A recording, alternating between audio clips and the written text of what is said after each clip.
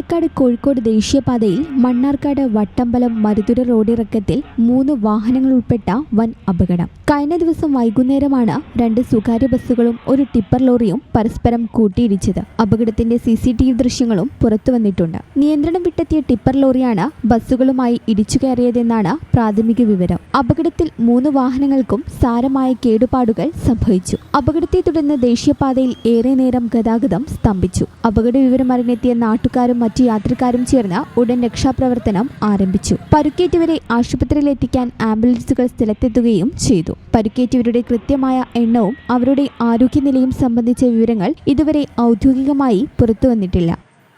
ഈ channel news, Palakkad. KSFE Valanchery ബ്രാഞ്ചിൽ ഉടൻ ആരംഭിക്കുന്നു 100 മാസ ചിട്ടി. 25 ലക്ഷം രൂപയുടെ ചിട്ടി. വീട് പണിയാൻ, ബിസിനസ്സിന് എല്ലാത്തിനും അനുയോജ്യം. വളാഞ്ചേരി ബ്രാഞ്ചുമായി ഉടൻ ബന്ധപ്പെടുക.